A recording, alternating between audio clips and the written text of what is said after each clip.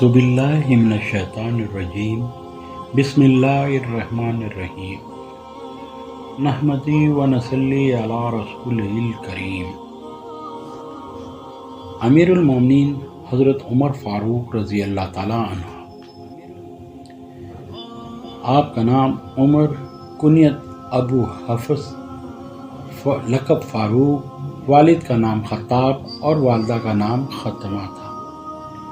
پورا سلسلہ نسب یہ ہے: عمر بن خطاب بن نفیل بن عبد الغرہ بن رباح بن عبداللہ بن کرت بن زرہ بن عدی بن کعب بن لوئی بن فہر بن مالک۔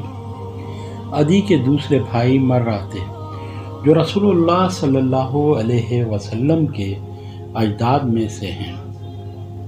اس لحاظ سے حضرت عمر رضی اللہ تعالیٰ عنہ کا سلسلہ نسب 8ویں پشت میں رسول اللہ صلی اللہ علیہ وسلم سے جا کر ملتا جا۔ حضرت عمر فاروق رضی اللہ تعالیٰ عنہ کا خاندان ایام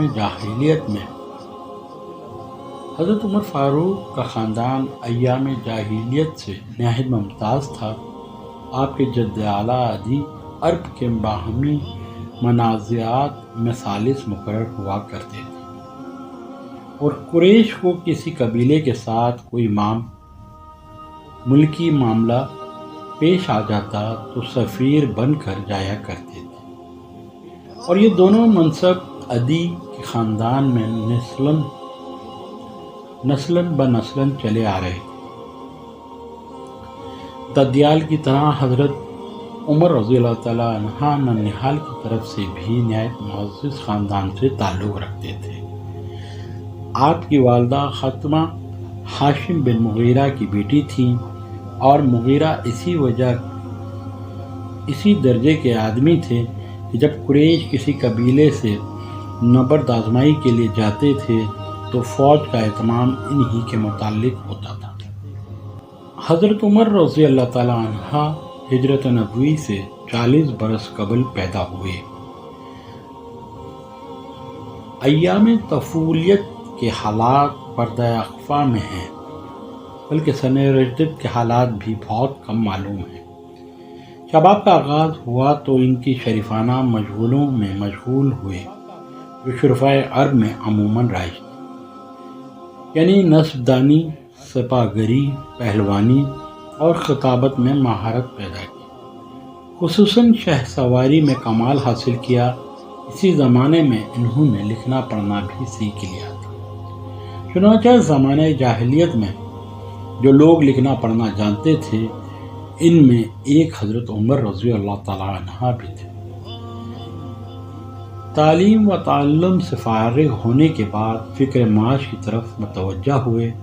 عرب میں لوگوں کا ذریعہ معاش زیادہ تر تجارت تھا، اس لیے انہوں نے بھی یہی شغل اختیار کیا اور اس سلسلے میں دور دور ممالک کا سفر کیا۔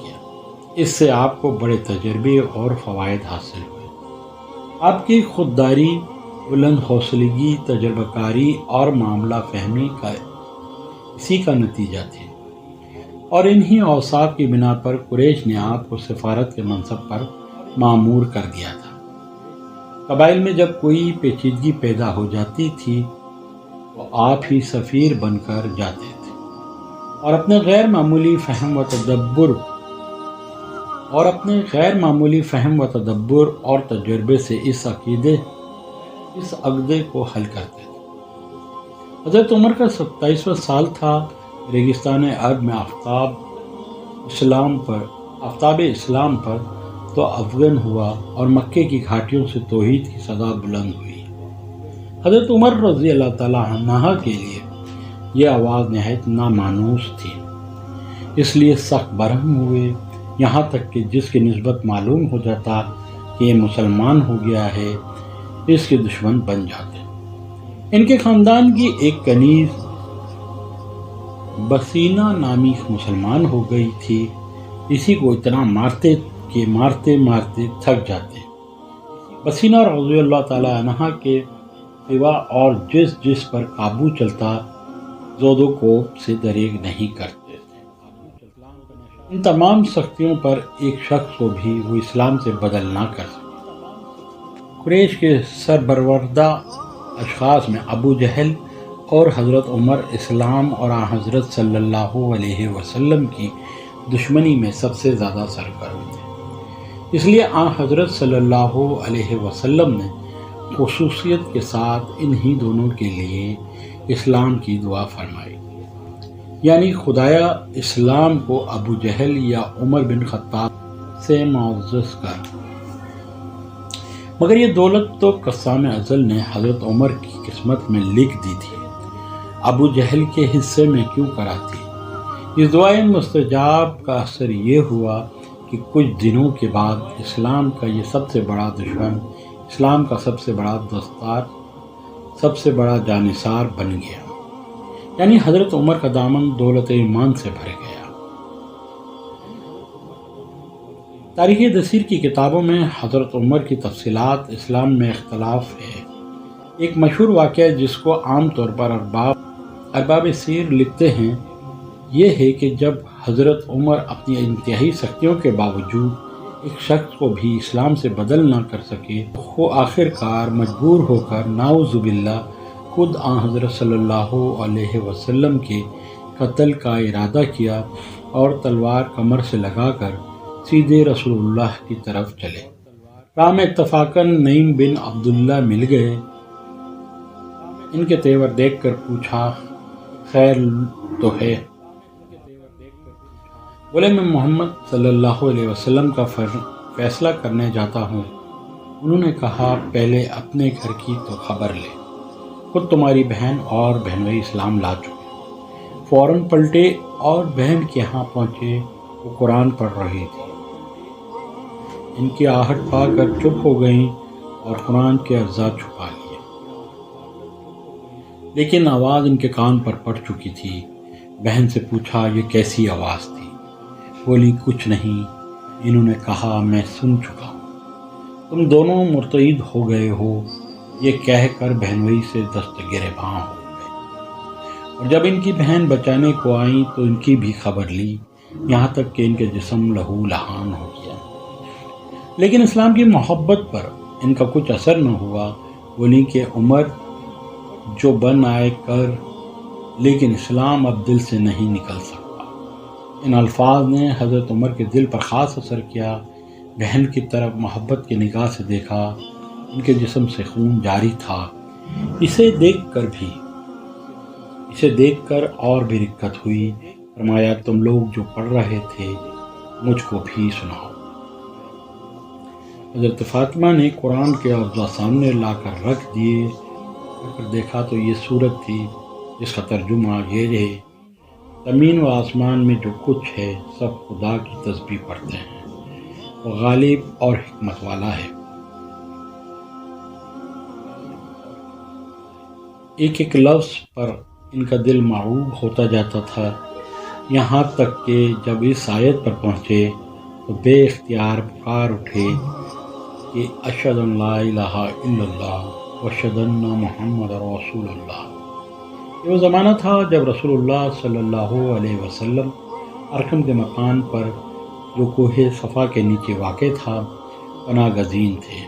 حضرت عمر فاروق رضی اللہ تعالی عنہ نے گھر مبارک پر پہنچ کر دستک دی، چونکہ شمشیر بکف تھے، صحابہ کو تردد ہوا، لیکن حضرت حمزہ نے کہا آنے دو، مخلصانہ آیا ہے تو بہتر، ورنہ اسی کی تلوار سے اس کا سر قلم کر دوں گا۔ حضرت عمر نے اندر قدم رکھا تو رسول اللہ صلی اللہ علیہ وسلم خود آگے بڑھے اور ان کا دامن پکڑ کر فرمایا کیوں عمر، کس ارادے سے آئے ہو؟ نبوت کی پرجلال آواز نے ان کو کب کپا دیا۔ نہایت خضوع کے ساتھ عرض کی ایمان لانے کے لیے۔ حضرت صلی اللہ علیہ وسلم نے اور صحابہ نے بے ساختہ اللہ اکبر کا نعرہ لگایا، اس زور سے مارا کہ مکے کی تمام پہاڑیاں گونج اٹھیں۔ ان دنوں روایتوں کے مشرق راوی اسحاق بن یوسف، قاسم بن سسوان، اسحاق بن ابراہیم الحسینی اور اسامہ بن زید بن اسلم ہیں۔ یہ سب کے سب پائے اعتبار سے ساکت ہیں۔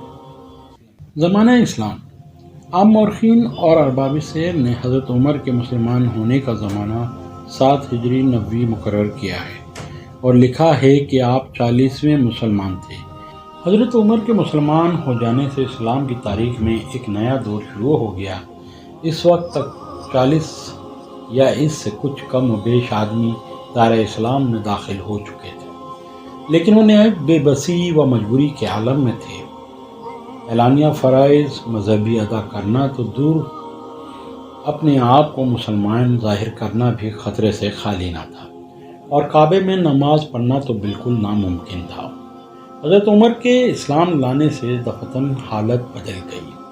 انہوں نے اعلانیہ اپنے اسلام کا اظہار کیا۔ صرف اتنا ہی نہیں بلکہ مشرکین کو جمع کر کے بآواز بلند اپنے ایمان کا اعلان کیا۔ مشرکین نے نہایت غصے کی حالت میں ہوتے ہوئے، لیکن اساس ابن دلائل نے جو رشتہ میں حضرت عمر کے ماموں تھے، ان کو اپنی پناہ میں لے لیا۔ حضرت عمر قبول اسلام سے پہلے ہی آنکھوں سے مسلمانوں کی مظلومیت کا تماشا دیکھتے تھے، اس لیے شوق مساوات نے اسے پسندانہ کیا کہ وہ اسلام کی نعمت سے لبریز ہونے کے بعد عاص بن وائل کی حمایت کے سہارے سے اس کے نتائج سے محفوظ رہے۔ اس لیے انہوں نے پناہ قبول کرنے سے انکار کر دیا اور برابر ثبات و استقلال کے ساتھ مشرکین کا مقابلہ کرتے رہے، یہاں تک کہ مسلمانوں کی جماعت کے ساتھ کعبہ میں جا کر نماز ادا کی۔ یہ پہلا موقع تھا کہ حق باطل کے مقابلے میں سر بلند ہوا، اور حضرت عمر کو اس کے صلے میں دربار نبوت سے فاروق کا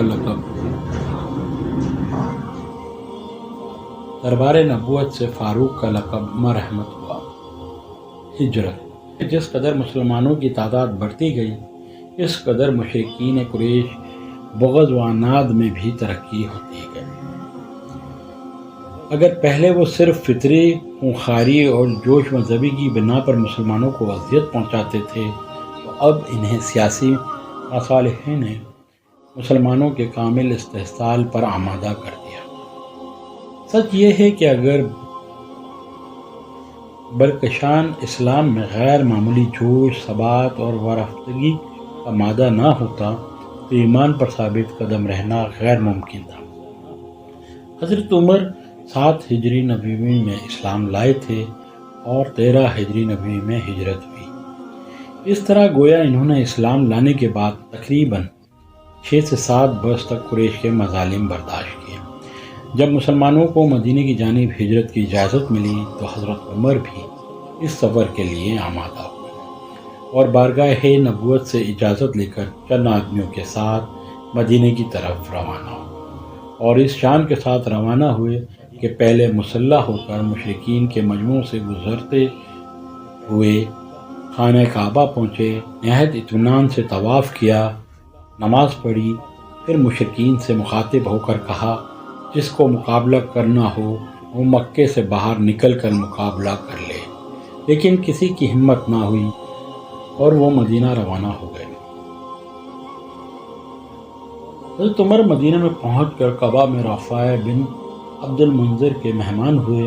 قبا کا دوسرا نام والی تھا، چنانچہ صحیح مسلم میں ان کی فردگاہ کا نام والی ہی لکھا ہے۔ حضرت عمر رضی اللہ تعالیٰ عنہ کے اکثر صحابہ نے ہجرت کی، یہاں تک کہ خود آفتاب رسالت صلی اللہ علیہ وسلم بھی مکے کی گھاٹیوں سے نکل کر مدینے آ گئے۔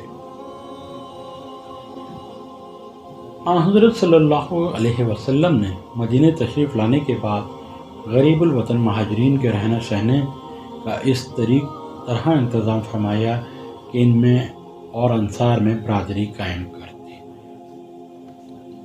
غزوات و دیگر حالات۔ مدینے میں سب سے پہلا معرکہ بدر کا پیش آیا۔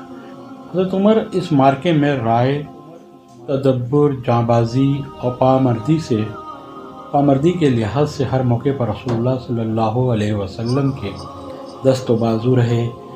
آز بن حشام ابن مغیرہ جو رشتے میں ان کا ماموں ہوتا تھا، خود ان کے خنجر خارشکاف سے واصل جہنم ہوا۔ یہ بات حضرت عمر کے خصوصیات میں سے ہے کہ اسلام کے مقابلوں میں قرابت و محبت کے تعلقات سے مطلقاً متاثر نہیں ہوتے تھے۔ آپ کے ہاتھوں آس کا قتل اس کی روشن مثال ہے۔ بدر کا میدان مسلمانوں کے ہاتھ رہا، غنیم کے کم بیش 70 آدمی مارے گئے اور تقریباً اسی قدر گرفتار ہوئے۔ واقعہ بدر کے بعد خود مدینے کے یہودیوں سے لڑائی ہوئی اور ان کو جلا وطن کیا گیا۔ اسی طرح غزوہ سویق اور دوسرے چھوٹے چھوٹے مارکے پیش آئے۔ سب میں حضرت عمر رضی اللہ تعالیٰ عنہ سرگرم پیکار رہے، یہاں تک کہ شوال 3 ہجری میں احد کا مارکہ پیش آیا۔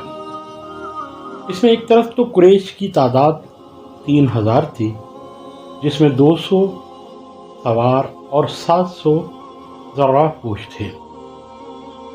ادھر غازیان اسلام کی کل تعداد 700 تھی، جس میں 100 زرہ پوش اور 200 سوار تھے۔ شوال ہفتے کے دن لڑائی شروع ہوئی۔ حضرت صلی اللہ علیہ وسلم نے عبداللہ بن جبیر کو 50 تیر اندازوں کے ساتھ فوج کے عقب میں متعین کر دیا تھا۔ ادھر سے کفار حملہ نہ کرنے پائیں، مسلمانوں نے غنیم کی صفیں تہبالہ کر دیں، کفار شکست کھا کر بھاگے اور غازیان دین مال غنیمت جمع کرنے میں مصروف ہو گئے۔ تیر اندازوں نے سمجھا کہ اب مارکہ ختم ہو چکا ہے، اس خیال سے وہ بھی مال غنیمت جمع کرنے میں مصروف ہو گئے۔ تیر اندازوں کا اپنی جگہ سے ہٹنا تھا کہ خالد بن ولید جو اس وقت تک مسلمان نہیں ہوئے تھے، دفعتاً عقب سے زور و شور کے ساتھ حملہ کر دیا۔ مسلمان چونکہ اس طرف سے غافل ہو چکے تھے، اس لیے اس ناگہانی ریلی کو نہ روک سکے، یہاں تک کہ کفار نے خود ذات اقدس صلی اللہ علیہ وسلم پر یورش کر دی اور اس قدر تیروں اور پتھروں کی بارش کی کہ آپ صلی اللہ علیہ وسلم کے دانت مبارک شہید ہوئے، پیشانی پر زخم آئے اور رخسانوں پر مغفر کی کڑیاں چوب گئیں۔ آپ صلی اللہ علیہ وسلم میں ایک گڑھے کی گر گئے۔ آپ صلی اللہ علیہ وسلم ایک گڑھے کی طرف گر گئے اور لوگوں کی نظروں سے اوجھل ہو گئے۔ جنگ کا زور و شور جب کس قدر کم ہوا تو حضرت صلی اللہ علیہ وسلم اپنے 30 فدائیوں کے ساتھ پہاڑ پر تشریف لائے۔ اسی اثنا میں خالد کو ایک دستہ فوجی کے ساتھ اس طرف بڑھتے ہوئے دیکھا، فرمایا یہ لوگ یہاں تک نہ آنے پائیں۔ حضرت عمر نے چند مہاجرین اور انصار کے ساتھ آگے بڑھ کر حملہ کیا اور ان لوگوں کو بھگا دیا۔ ابو سفیان سالار قریش نے درہ کے قریب پہنچ کر پکارا کہ اس گروہ میں محمد صلی اللہ علیہ وسلم ہیں۔ حضرت صلی اللہ علیہ وسلم نے جواب دینے سے منع فرما دیا سب کو۔ ابو سفیان نے پھر حضرت عمر اور حضرت ابو بکر کا نام لے کر کہا، یہ دونوں اس مجمع میں ہیں یا نہیں؟ اور جب کسی نے جواب نہ دیا تو وہ بولا کہ لوگ ضرور مارے گئے۔ حضرت عمر ان سے رہا نہ گیا اور پکار کر کہا، او دشمن خدا، ہم سب زندہ ہیں۔ ابو سفیان نے کہا، اے حبل بلند ہو۔ رسول اللہ صلی اللہ علیہ وسلم نے حضرت عمر سے فرمایا، جواب دو، اللہ بلند و برتر ہے۔ غزوہ احد کے بعد 3 ہجری میں حضرت عمر کو یہ شرف حاصل ہوا کہ ان کی صاحبزادی حضرت حفصہ رضی اللہ تعالیٰ عنہ رسول اکرم صلی اللہ علیہ وسلم کے نکاح میں آئیں۔ اس کے بعد 4 ہجری میں بنو نذیر کو ان کی بد عہدی کے باعث مدینے سے جلا وطن کیا گیا۔ اس واقعے میں حضرت عمر شریک رہے اور 5 ہجری میں غزوہ خندق پیش آیا۔ 6 ہجری میں رسول اکرم صلی اللہ علیہ وسلم نے زیارت کعبہ کا ارادہ فرمایا اور اس خیال سے کہ کسی کو لڑائی کا شبہ نہ ہو حکم دیا کوئی ہتھیار باندھ کر نہ چلے۔ ذوالحلیفہ پہنچ کر حضرت عمر کو خیال ہوا کہ دشمنوں میں غیر مسلح چلنا مصلحت نہیں ہے، چنانچہ رسول اللہ صلی اللہ علیہ وسلم نے ان کی رائے کے موافق مدینے سے اسلحہ منگوایا۔ مکے کے قریب پہنچ کر معلوم ہوا کہ قریش نے عہد کر لیا ہے کہ مسلمانوں کو مکہ میں قدم نہ رکھنے دیں گے۔ کیونکہ رسول اکرم صلی اللہ علیہ وسلم کو لڑنا مقصود نہیں تھا، اس لیے مصالحت کے خیال سے حضرت عثمان کو سفیر بنا کر بھیجا۔ قریش نے ان کو روکا رکھا۔ جب کئی دن گزر گئے تو یہ خبر مشہور ہو گئی، وہ شہید ہو گئے۔ رسول اللہ صلی اللہ علیہ وسلم نے یہ خبر سن کر صحابہ سے، جو تعداد میں 1400 تھے، ایک درخت کے نیچے جہاد پر بیعت لی۔ قرآن میں اسی بات کی طرف اشارہ کیا گیا۔ حضرت عمر فاروق رضی اللہ تعالیٰ عنہ نے بیعت سے پہلے ہی لڑائی کی تیاری شروع کر دی تھی۔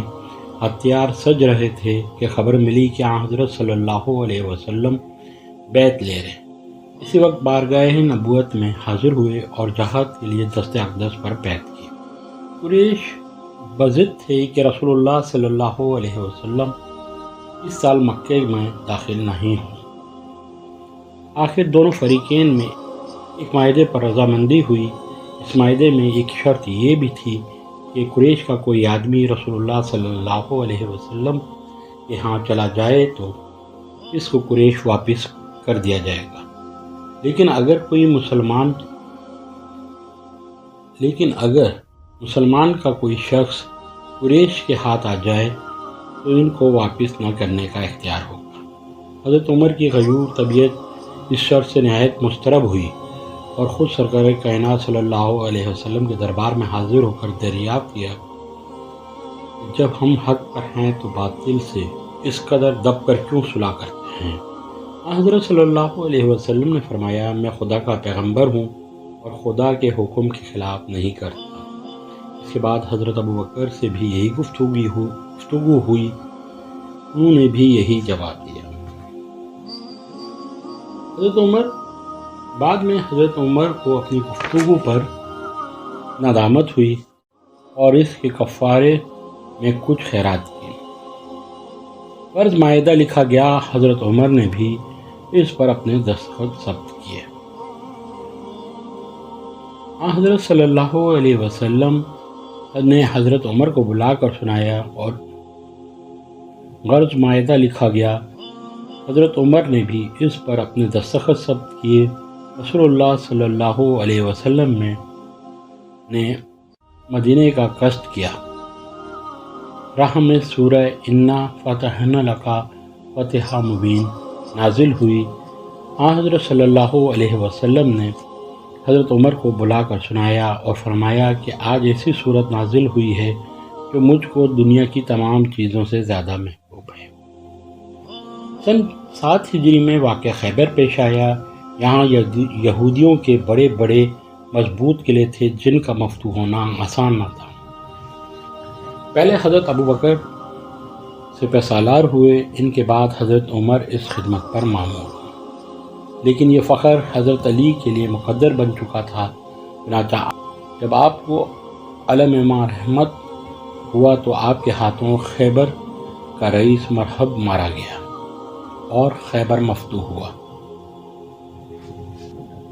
سن 10 ہجری میں حضرت صلی اللہ علیہ وسلم حجۃ الوداع کے لیے تشریف لے گئے۔ حضرت عمر بھی ہم رکاب تھے۔ اس حج سے واپس آنے کے بعد ابتدا ماہ ربیع الاول اور دوشنبے کے دن حضور صلی اللہ علیہ وسلم بیمار ہوئے۔ جیسے کہ ہم یہ ساری باتیں حضرت ابوبکر صدیق رضی اللہ تعالیٰ عنہ کے بارے میں گفتگو کرتے ہوئے بتا چکے ہیں۔ حضرت ابوبکر نے 63 برس کی عمر میں وفات پائی اور حضرت عمر فاروق مسند آرا خلافت ہوئے۔ خلیفہ سابق کے عہد میں مدیان نبوت، مرتدین، عربے اور منکرین زکوٰۃ کا خاتمہ ہو کر فتوحات ملکی کا آغاز ہو چکا تھا۔ یعنی 12 ہجری میں عراق پر لشکر کشی ہوئی اور حرہ کے تمام اضلاع فتح ہو گئے۔ اسی طرح 13 ہجری میں شام پر حملہ ہوا اور اسلامی فوجیں سرحدی اضلاع میں پھیل گئیں۔ ان مہمات کا آغاز ہی تھا کہ خلیفہ وقت نے انتقال کیا۔ حضرت عمر نے عنان حکومت ہاتھ میں لے لی۔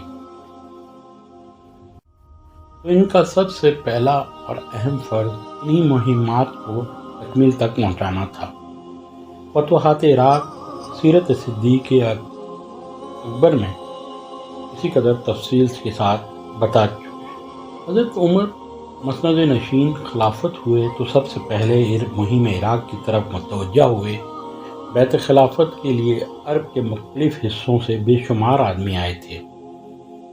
اس موقع کو غنیمت سمجھ کر مجمع عام میں آپ نے جہاد کا آغاز کیا، لیکن چونکہ عام خیال تھا کہ عراق فارس کا پایہ تخت ہے اور اس کا فتح ہونا نہایت دشوار ہے، اس لیے ہر طرف سے صدائے پر نخاست کا معاملہ رہا۔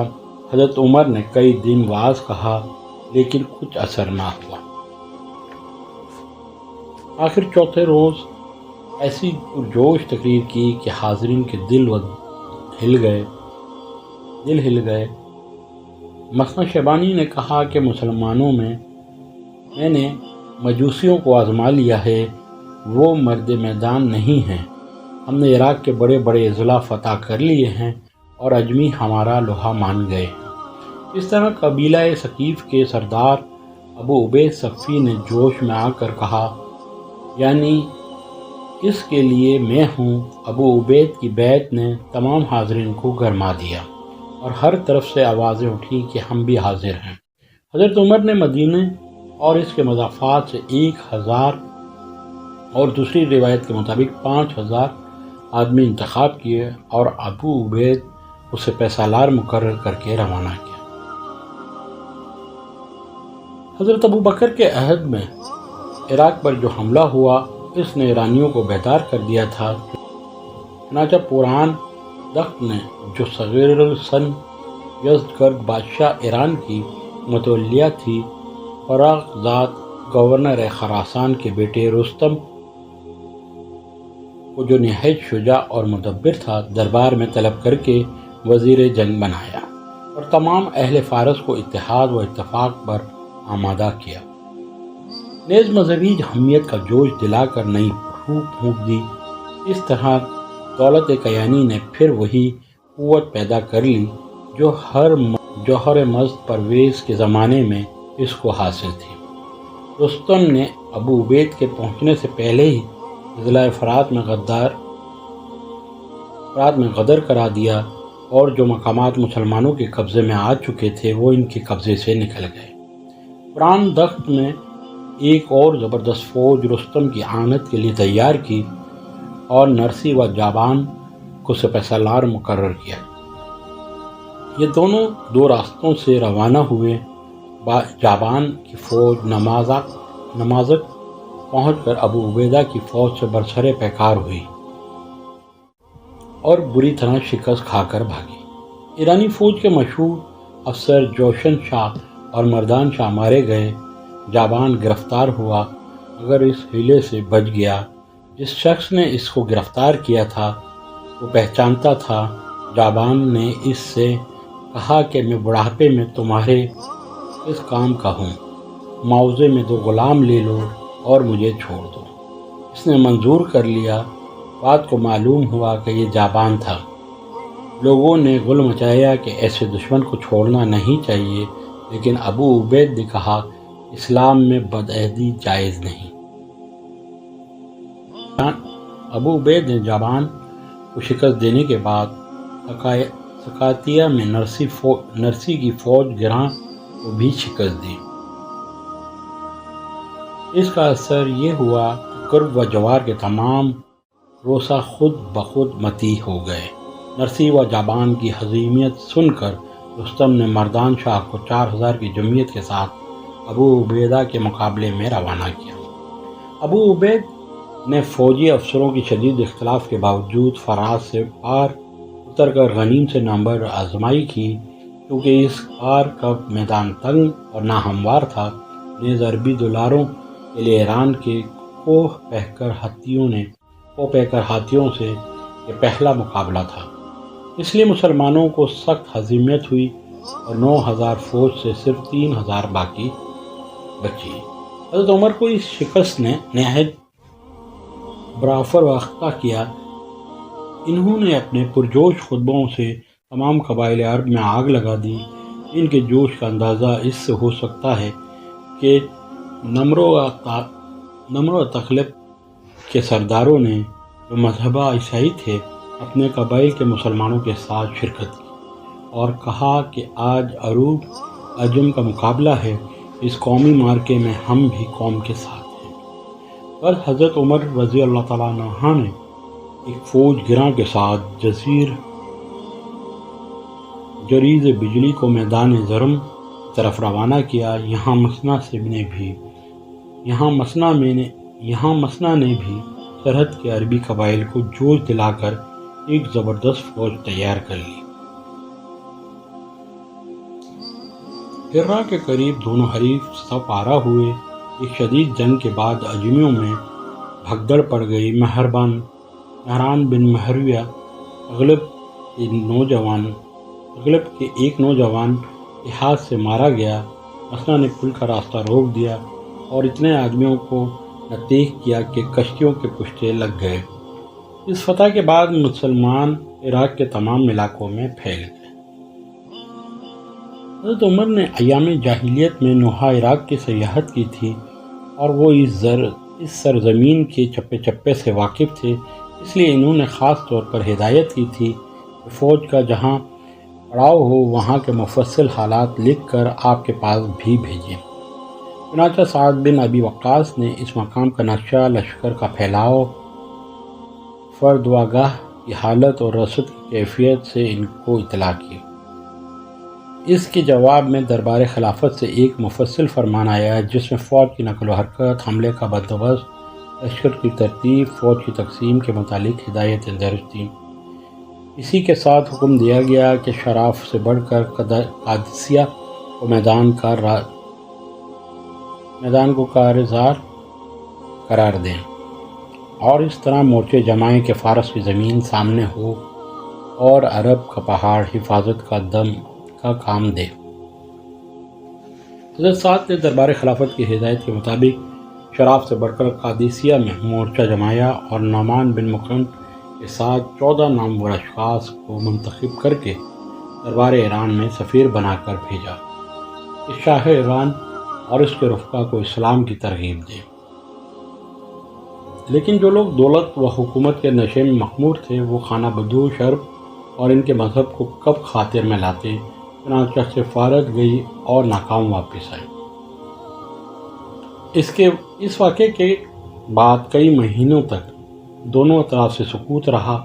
رستم 60,000 فوج کے ساتھ سابات میں پڑا تھا اور یزدگرد کی تاکید کے باوجود جنگ سے جی چرا رہا تھا، اور مسلمان آس پاس کے دیہات پر چڑھے جاتے تھے اور رسد کے مویشی وغیرہ حاصل کر لاتے تھے۔ جب اس حالت نے طول کھینچا تو مجبور ہو کر رستم کو مقابلے کے لیے بڑھنا پڑا اور ایرانی فوجیں ثابت سے نکل کر قادسیہ کے میدان میں خیمہ زن ہوئیں۔ رستم قادسیہ میں پہنچ کر بھی جنگ کو ٹالنے کی کوشش کرتا رہا اور مدتوں سفرا کے آمد و رفت اور نامہ و پیام کا سلسلہ جاری رکھا، لیکن مسلمانوں کا آخری اور قطعی جواب یہ ہوتا کہ اگر اسلام یا جزیہ منظور نہیں ہے تو تلوار سے فیصلہ ہو۔ اسی طریقے سے قادسیہ کی فیصلہ کن جنگ ہوئی جس میں مسلمانوں کو کامیابی نصیب ہوئی۔ ممالک شام میں سے اجنادین بصرہ اور دوسرے چھوٹے چھوٹے مقامات عہد صدیقی میں فتح ہو چکے تھے۔ حضرت عمر مثلا دارائے خلافت سے ہوئے تو دمشق محاصرے کی حالت میں تھا۔ خالد سیف اللہ نے رجب 14 ہجری میں اپنے حسن تدبیر سے اس کو مسخر کر لیا۔ اس کے بعد میدان یرمک ہوئی اور شام کی قسمت کا فیصلہ ہوا۔ شام کے بعد بیت المقدس فلسطین کی مہم پر حضرت عمر بن عاص مامور ہوئے اور وہاں سے بھی کامیابی حاصل ہوئی۔ بیت المقدس حضرت عمر فاروق رضی اللہ تعالیٰ عنہ کا یہ سفر نہایت سادگی سے ہوا۔ مقام جابیہ میں افسروں نے استقبال کیا اور دیر تک قیام کر کے بیت المقدس کا معاہدہ صلح ترتیب دیا۔ پھر وہاں سے روانہ ہو کر بیت المقدس میں داخل ہوئے۔ پہلے مسجد میں تشریف لے گئے، پھر عیسائیوں کے گرجے کی سیر کی۔ نماز کا وقت ہوا تو عیسائیوں نے گرجے میں نماز پڑھنے کی اجازت دی، لیکن حضرت عمر نے اس خیال سے کہ آئندہ نسلیں اس کو حجت قرار دے کر مسیحی معبدوں میں دست اندازی نہ کریں، باہر نکل کر نماز پڑھی۔ بیت المقدس سے واپسی کے وقت حضرت عمر نے تمام ملک کا دورہ کیا، سرحدوں کا معائنہ کر کے ملک کی حفاظت اور انتظام کیا اور بخیر خوبی مدینے واپس تشریف لے آئے۔ متفرق مارکے اور فتوحات بیت المقدس کی فتح کے بعد بھی متفرق مارکے پیش آئے۔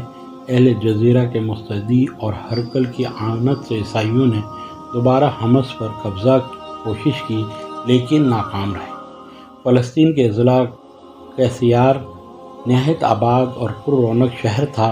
13 ہجری میں عمرو بن عاص نے اس پر چڑھائی کی اور 18 ہجری تک متواتر حملوں کے باوجود فتح نہ ہوئی۔ آخر 18 ہجری کے آخر میں امیر معاویہ نے ایک یہودی کی مدد سے قلعے پر قبضہ کر لیا اور شہر پر اسلامی پرچم لہرانے لگا۔ جزیرے پر 16 ہجری میں عبداللہ بن مغنم نے فوج کشی کی۔ بکریت کا 1 مہینے تک محاصرہ رہا اور 24 دفعہ حملے ہوئے۔ آخر میں حسن تدبیر سے مسخر ہوا۔